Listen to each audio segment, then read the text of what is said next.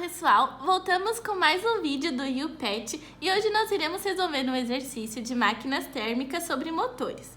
Nós temos os dados do motor, de ignição por compressão, 4 cilindros, 4 tempos, naturalmente aspirados, nos é fornecida a cilindrada, a razão de compressão, o diâmetro, o fluido de trabalho, o poder calorífico inferior, a razão ar-combustível teórica, e os calores específicos na pressão constante e na volume constante. E temos também as condições de operação.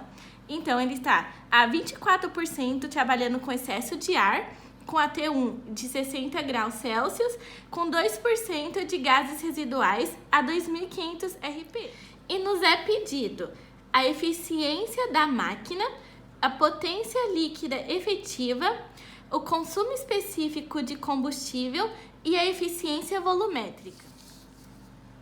Depois que nós identificamos o motor, nós precisamos identificar qual ciclo nós iremos usar para esse tipo de motor. Nós temos um motor por ignição de compressão, ou seja, nós podemos usar dois ciclos, o ciclo dual ou o ciclo diesel. A gente usa o ciclo diesel quando nós temos baixas rotações, ou seja, abaixo de 400 RPM. Como nós estamos trabalhando com 2.500 RPM, ou seja, alta rotação, nós usamos o ciclo dual. O ciclo dual é sempre este esquema. Lembrando que a linha 1.6 existe porque nós estamos trabalhando com um motor 4 tempos. Dos processos 1.2 e 3.4 são processos isentrópicos. No processo 1.2, a entrada de trabalho e no processo 3.4, a saída do trabalho. Nos processos de 2 para x e de x para 3, acontece a entrada de calor na câmara de combustão. E no processo de x para 3, também a saída de trabalho. No processo 4.1, a saída de calor. Nós temos o dado da temperatura 1. Como nós estamos fazendo o exercício, nós temos sempre que trabalhar em Kelvin. Então, nós transformamos a temperatura 1 para Kelvin. O processo 1.2, ele é isentrópico. Se ele é isentrópico, nós podemos utilizar a relação de gases ideais, que é PV igual a RT. Daí saiu a relação de T2 sobre T1 igual a V1 sobre V2 na K-1. Com os dados fornecidos, agora nós podemos calcular o volume deslocado, que é as cilindradas pelo número de cilindros. Então, aqui nós calculamos o volume deslocado. Pela relação de compressão, que é o V1 sobre V2, nós podemos calcular o volume da câmara. O volume 1 é o volume total, ou seja, o volume deslocado mais o volume da câmara. O volume 2 é o volume da câmara, ou seja, quando ele está comprimido. Sendo assim, nós podemos calcular agora o volume da câmara e chegamos ao seguinte resultado. Aqui nós já calculamos o nosso volume da câmara. Agora, nós podemos calcular o V1, porque nós temos o volume deslocado mais o volume da câmara. Lembrando que o V1 é o volume total. Agora, nós podemos utilizar de novo as relações de gases ideais e calcular a massa total. A massa total pode ser considerada a massa do ar, a massa do combustível, mais a massa de gases. Só que nesse processo, a gente está trabalhando com entrada e saída de calor. Logo, para calcular a massa total, a gente não vai utilizar a massa do combustível. Agora que nós calculamos a massa total, podemos calcular o calor que entra indicado, que é igual ao calor que entra na câmara, vezes a eficiência da câmara. Aqui, o calor que entra na câmara, ele pode ser dito que é a massa do combustível, que nós não sabemos, vezes o poder calorífico inferior. O que nós sabemos? Nós sabemos a relação ar-combustível teórica, mas o que nós queremos é a razão ar-combustível real, que também pode ser escrita como a massa de ar dividida pela massa de combustível. Então para descobrir qual é a relação entre a massa de ar pela massa de combustível, nós precisamos achar a real, que é a razão entre ar-combustível, que é igual à razão ar-combustível teórica, vezes 1 mais o excesso de ar, que nos é fornecido. Assim, nós achamos a relação real, mas nós ainda não sabemos nem a massa de ar, nem a massa de combustível. Então, nós voltamos para a equação da massa total, que é a massa de ar mais a massa de gases. A massa de gases pode ser dita como a porcentagem de gases residuais vezes a massa total. Sendo assim, a única incógnita que nos sobra é a massa de ar. Então, aqui nós calculamos a massa de ar.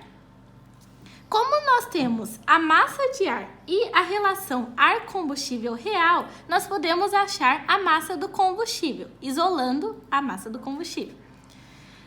E assim, voltando para a equação do calor que entra indicado, nós calculamos o calor a partir da massa do combustível, o calor calorífico inferior que nos é fornecido e a eficiência que também nos é fornecida, que é 0,98 ou 98%. Então, nós sabemos que o calor quente indicado pelo gráfico é a somatória do calor 2x e o calor x3. Só que nós não sabemos qual é a porcentagem real de cada um. Então, nós consideramos que o calor 2x é igual ao calor x3. Sendo assim, nós dizemos que o calor quente indicado é igual a 2 calor de 2x.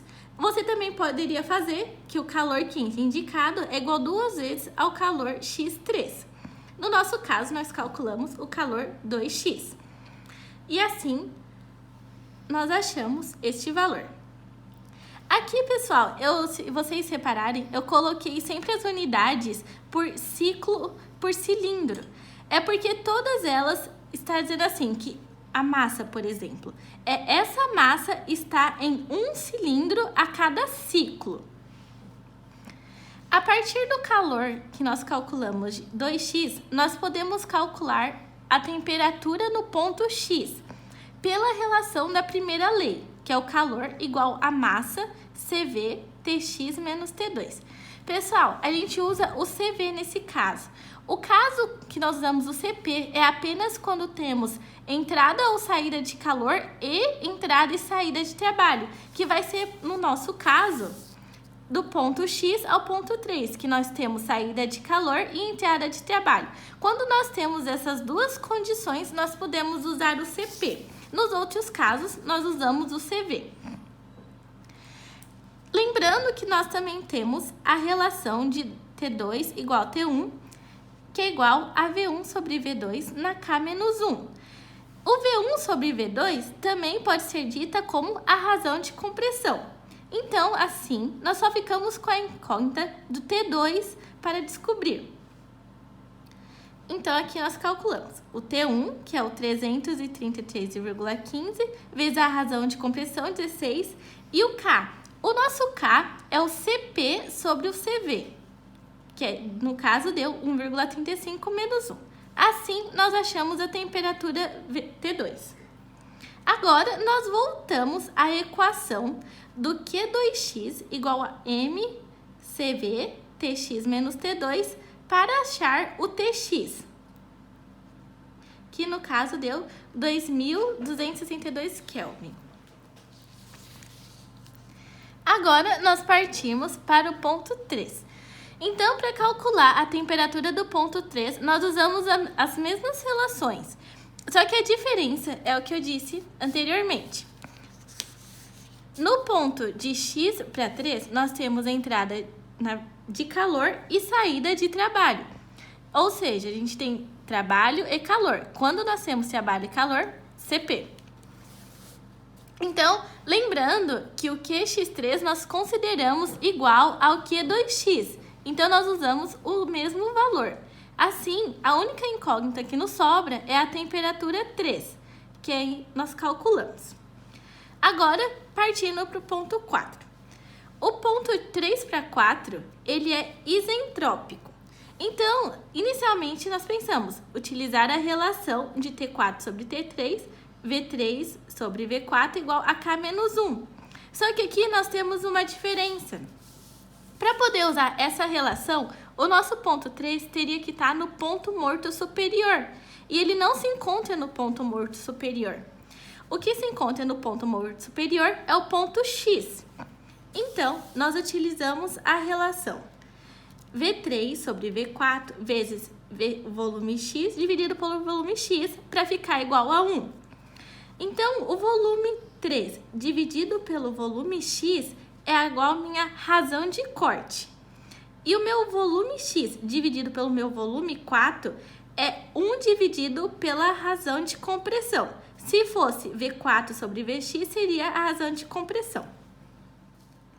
Aqui, nós não conhecemos a razão de corte e nem o volume 3. Então, nós utilizamos a relação PV sobre T igual ao PV sobre T do outro ponto. O que nós temos? Nós temos que a pressão no ponto X e a pressão no ponto 3 são iguais. Ele está trabalhando a uma pressão constante. Sendo assim, nós ficamos que nosso volume X dividido pela temperatura X é igual ao volume 3 sobre a temperatura 3. Então, a nossa razão de corte pode ser calculada como a temperatura 3 sobre a temperatura X. Então, voltando à nossa relação, calculando a razão de corte, nós podemos agora isolar a temperatura 4. Sendo assim, achamos a temperatura 4. Agora que nós calculamos a temperatura no ponto 4, nós podemos calcular a eficiência termodinâmica. A eficiência termodinâmica é igual ao trabalho líquido indicado dividido pelo calor que entra indicado. O trabalho líquido indicado pode ser igual ao calor líquido indicado. Isso pode ser feito porque nós consideramos o processo reversível e essa observação só pode ser feita para motores. O calor líquido indicado é igual ao calor quente indicado menos o calor que sai indicado. Então, usando os artifícios matemáticos, nós podemos dizer que isso é igual a 1 menos o calor que sai indicado sobre o calor quente indicado. O calor que sai indicado é o nosso calor do ponto 4,1 e o calor que entra indicado é o calor da câmara, que é o calor 2x e o calor x3. Agora, então, nós precisamos achar o calor 4,1, o calor 2x e o calor x3, que aí nós usamos a mesma relação da massa, CV, temperatura, menos a temperatura. Aqui, nós colocamos os cálculos dos calores. Pessoal, lembra que nós consideramos que o Q2x e o QX3 eram iguais? Quando nós recalculamos, deu para ver que ele deu uma pequena diferença. Com os valores encontrados, nós agora podemos partir para a eficiência térmica.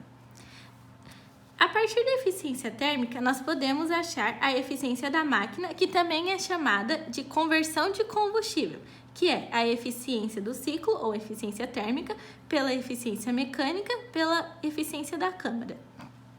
Aqui nós encontramos a eficiência da máquina, que deu 49,1%.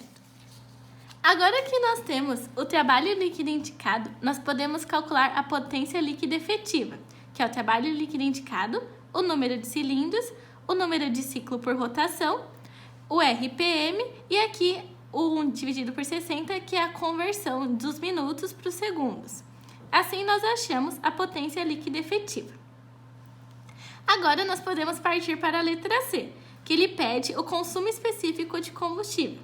O consumo específico de combustível é dado pela vazão mássica do combustível dividida pela potência do freio, que é a mesma que a potência líquida efetiva, que foi a calculada, que também é a mesma do trabalho líquido indicado pela eficiência mecânica. Nós não temos a vazão mássica de combustível. Então, para achar a vazão mássica, nós temos a massa do combustível vezes o número de cilindros pelo ciclo por rotação o RPM e aqui a conversão de quilos para grama e de minutos para hora. Então, nós usamos a massa, o número de cilindros, o ciclo pela rotação, o nosso RPM e as nossas duas conversões. Assim, nós achamos a vazão máxima do combustível por gramas por hora. Agora que nós temos a vazão máxima do combustível e a potência líquida efetiva, nós podemos calcular o consumo específico de combustível, que deu em gramas por quilowatt-hora. Para finalizar, nós temos a letra D, que ele pede a eficiência volumétrica. A eficiência volumétrica pode ser dada pela massa de ar, o ρ isentrópico, pelo volume deslocado. Nós não temos o ρ isentrópico e ele pode ser calculado pelas relações de gases ideais, que é o PM dividido por R/T, que é a pressão atmosférica, a massa molar, o R, que é 8,31, e a temperatura ambiente, de 25 graus Celsius, transformada para Kelvin. Assim, nós achamos o ρ. Agora que nós temos o ρ, temos a massa e o volume deslocado, nós podemos calcular a eficiência volumétrica, que deu 93,59%. Pessoal, esse foi o exercício de hoje. Agradeço a atenção de todos. Muito obrigada. Deixe seus comentários e indicações. Até o próximo vídeo.